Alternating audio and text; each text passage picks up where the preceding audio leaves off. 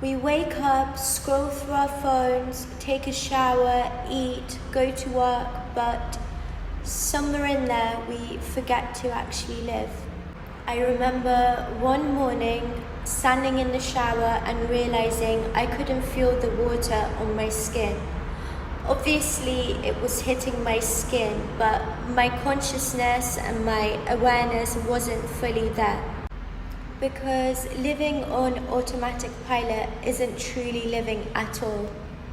It's surviving. Essentially, it's our nervous system trying to keep us safe by numbing out our thoughts, numbing out our emotions, and numbing our feelings in a way. My mind was already spinning, rehearsing conversations and bracing for problems that hadn't even happened yet. And I thought to myself, how many days will I allow myself to not truly live and get lost on autopilot? Here's the thing, most of us live on automatic pilot. And listen, if that sounds familiar, you're definitely not alone. Because numbing out kept us safe when there was so much stress going on, and we don't shame that. Also, it's really important to remember that autopilot is a survival skill. It's here to protect us when we've gone through trauma, heartbreak, or any form of overwhelm.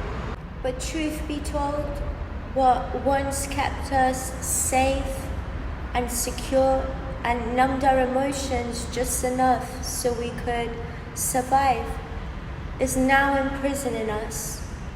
What once kept us safe is now the reason why our freedom's been taken away, because we have to remember that there's a large difference between surviving and living. Personally, what shifted things for me wasn't a big transformation or a sudden unexpected turn. It was the small choices that I chose to make. That day in the shower, I made myself stop and really feel the warmth of the water, how it ran across my shoulders, and I made the conscious decision to breathe. And as time went on, I chose to make more and more conscious decisions. For instance, the decision to mindfully drink my coffee one sip at a time instead of just downing it mindlessly like I used to. And after that, it was choosing to notice the little things in my day-to-day life. For instance, noticing the light.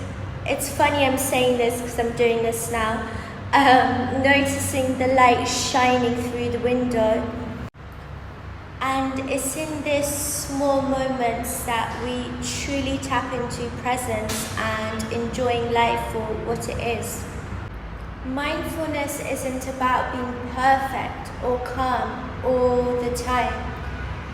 It's about noticing when our attention is drifted away and consciously making the choice to remind ourselves that it's safe to return back to the moment, to return back to the breath and back to the body. So if you've been living on automatic pilot like I have most of my life, I want to remind you that you're not lazy, you're not failing, and you're not broken, and most importantly, it doesn't make you any less spiritual. You've been surviving, and maybe now it's the time to finally feel safe enough to actually live. Because living begins in presence. Essentially, automatic pilot is when we're here, but we're not really here. For instance, we could be eating our food without actually tasting it, just sort of trying to eat as fast as possible. Or we could be driving without remembering the journey. Or Perhaps we're smiling on the outside and pretending like everything is fine and everything is sunshine and rainbows and butterflies and love and light, when on the inside our soul is screaming, our heart is screaming. But this too is us living in survival mode, because it robs us from living authentically. So how do we actually step out of it? Mindfulness provides us a doorway to step back into the presence, into our bodies, and into our breath without getting so caught up on automatic mode. Here are 3 ways how. For the first one, you're going to notice 5 colors, textures, or shapes you see around you.